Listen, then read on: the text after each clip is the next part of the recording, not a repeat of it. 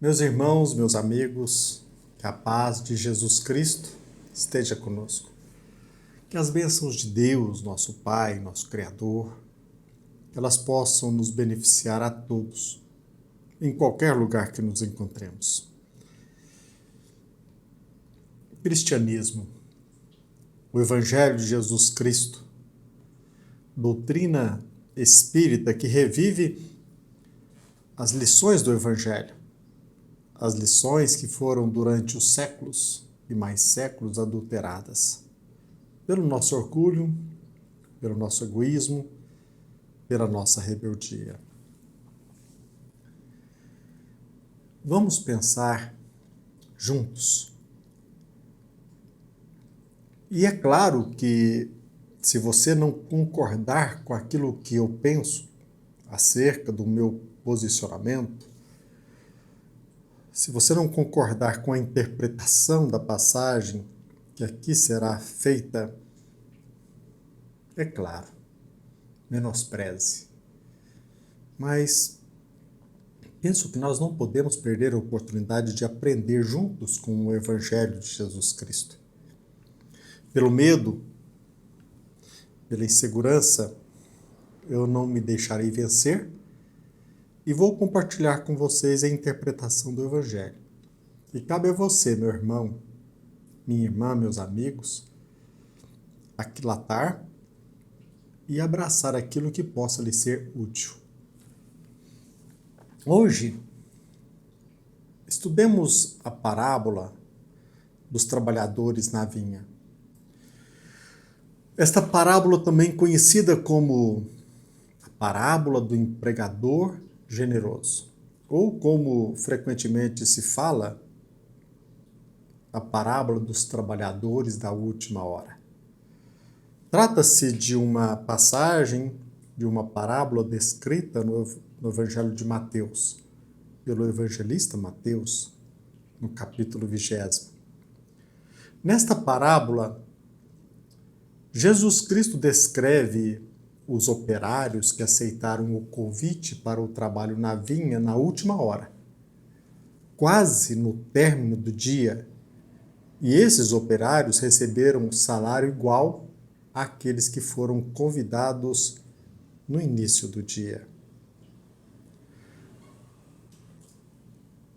A mensagem do Evangelho de Jesus Cristo, os ensinamentos de Jesus Cristo. O que essa parábola tem a nos ensinar?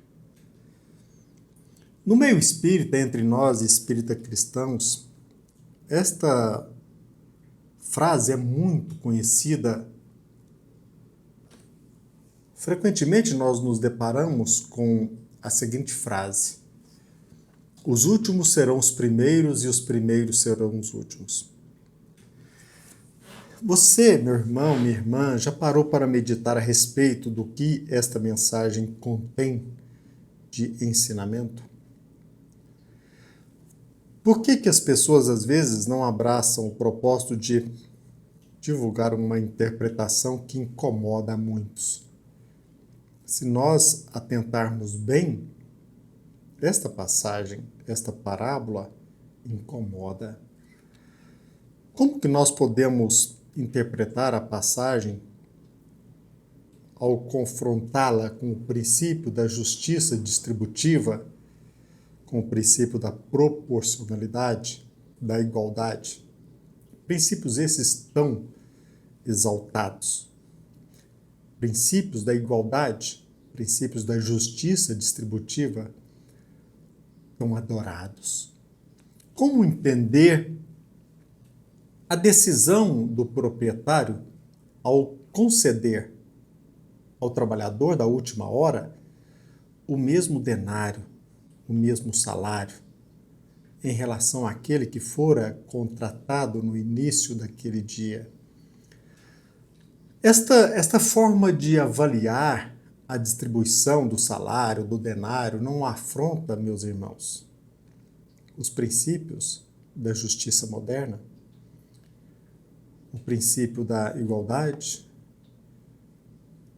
tão aclamado, tão idolatrado. A nosso ver, parece que esses princípios foram menosprezados por Jesus Cristo. Será mesmo? Será que, agora, a meu ver, será que nós não podemos admitir a hipótese de que Jesus Cristo jamais levantou a bandeira da hipocrisia, das formalidades, do socialismo, do comunismo? Será que seria arrogância de nossa parte chegar a essa conclusão? Para sermos sinceros aqui entre nós, pelo menos a meu ver, a verdade é que os princípios conhecidos no meio jurídico com o nome de princípio da proporcionalidade, da igualdade, repito, tão defendidos por socialistas, comunistas, progressistas, o que nós precisamos constatar no transcorrer dos séculos é que esses princípios eles não serviram para vencer a mágoa, a inveja, a competição, a disputa selvagem no mercado de trabalho.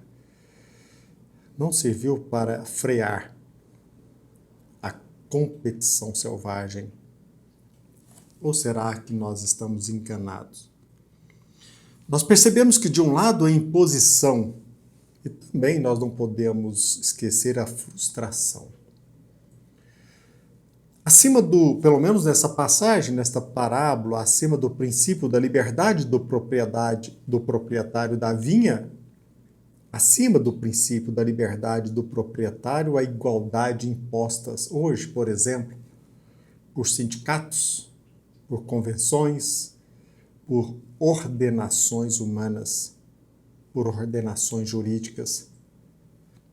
Certamente você, se já trabalhou no meio jurídico, você já se deparou com expressões como o salário do paradigma, os salários bases de cada categoria. Mas nós temos coragem de declarar que estamos no meio de tantos direitos, enfrentando tanta incompetência e desinteresse dos empregados? Quanto tempo nós levaremos para perceber que, longe da eficiência, o princípio da justiça distributiva, ao determinar proporção matemática entre trabalho e salário, quanto tempo que nós levaremos para confessar a nós mesmos que esses princípios, na verdade, geram inveja e mesquinhez? Do nosso lado, como espírita cristãos,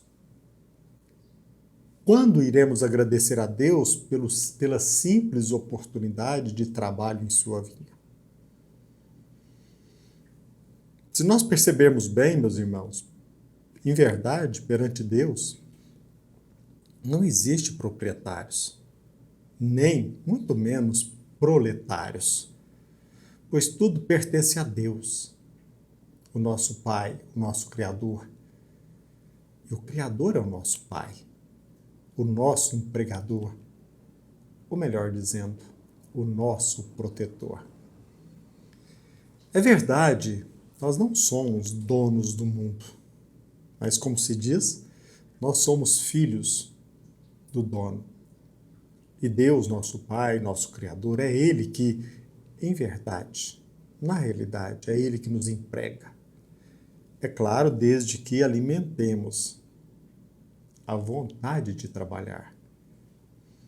Se nós estamos frustrados com o nosso trabalho, será que em nossa atividade nós demonstramos mesmo a vontade de trabalhar? Será que nós mergulhamos mesmo de cabeça com a vontade de criar e de ajudar?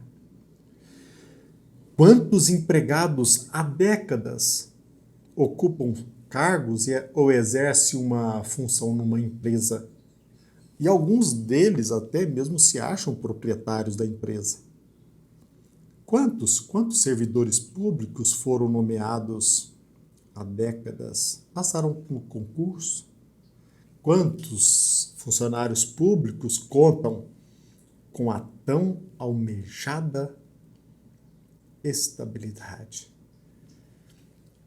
Todavia, dentre estes irmãos nossos trabalhadores, quantos, sejamos sinceros, quantos não são eficientes e, contando com a formalidade, com a legislação, continuam vampirizando a empresa, a autarquia, sem qualquer eficiência, muito menos sem qualquer cordialidade na atividade pública?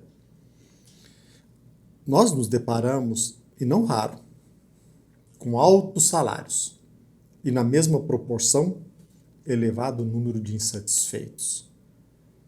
Moram em mansões, mas a depressão se lhes avizinha. Qual o motivo de tanta insatisfação, de tanta disputa, de tanto ciúme? O medo, a falta de uma visão espiritual, a preocupação excessiva pela igualdade, pelos salários, pelo recebimento, sem mergulharmos no nosso dever de contribuir, de criar com o nosso Criador. Penso que é oportuno conciliar essa passagem com a parábola dos talentos. Ela também presente no Evangelho de Mateus, no capítulo 25, quando o evangelista Mateus destaca a fala de Jesus Cristo. Abre aspas. Pois a quem tem mais será dado. A quem tem mais, mais lhe será dado. E terá em grande quantidade. Mas aquele que não tem, até aquilo que ele pensa que tem, isso também lhe será tirado. Fecha aspas. Em outras palavras, ao preguiçoso, Deus, em sua misericórdia, renova oportunidades. Contudo, o Pai não fomenta a ilusão, a ponto de retirar do filho preguiçoso até aquilo que ele pensa que ele tem. Relembrando Eusébio no livro No Mundo Maior, abandonemos a ilusão antes que a ilusão nos abandone. Fecha aspas. Por outro lado, meus irmãos, ao trabalhador eficiente, sendo produtivo numa hora, o que há de mal receber o que merece pelo esforço e pelo seu mérito? Para o universo, não existe diferença entre aqueles que trabalham com eficiência, mesmo que em horários diferentes. Por fim, meus irmãos, meus amigos, você, a todos nós, principalmente a nós que nos dissemos espírita cristãos, sobretudo aqui neste momento, aquele que levanta a bandeira do protecionismo, do garantismo legal, do vitimismo, do princípio da igualdade entre os diferentes. Se você não concorda com a nossa interpretação, penso que nós devemos argumentar com Jesus Cristo sobre, quem sabe, a impropriedade desta passagem. Se você não concorda, você tem todo o direito de defender perante o Messias, mesmo em pensamento, que, de fato, o empregador foi injusto ao pagar o mesmo salário aos trabalhadores pela diferença do número de horas trabalhadas. Querendo, debata com Jesus Cristo. Manifeste a sua insatisfação quanto ao fato de que, no seu entendimento, a decisão do empregador é injusta. Discuta com o Messias ante essa, no seu entender, o entender de muitos, ante essa flagrante injustiça, por menosprezar o princípio da justiça distributiva que exige proporção matemática entre trabalho e salário. Ou talvez nós cheguemos à conclusão de que nós somos devedores do nosso Pai, todos nós, que não nascemos para o salário. Não nascemos para o salário em si, e sim para o trabalho. E o trabalho é o vínculo que nos familiariza com Deus, porque se Deus é criador, nós também, como co-criadores, nós nascemos para criar. Mas que criemos não por formalidades.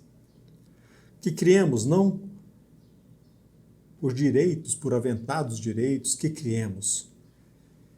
Nós nascemos para criar. Nós não nascemos para o automatismo. Pensemos juntos e olhe. Talvez nós sejamos frustrados em nossa profissão, no nosso trabalho, porque nós talvez nunca dedicamos à nossa atividade profissional o carinho, o devotamento, a abnegação que esse trabalho merece. Talvez por contarmos apenas com o salário, menosprezando a bendita oportunidade de agradecer a Deus a oportunidade de sermos úteis. Que a paz de Jesus Cristo esteja conosco e que Deus, nosso Pai, Ele possa continuar nos abençoando sempre e continuando renovando a todos nós a oportunidade para o trabalho. Que assim seja.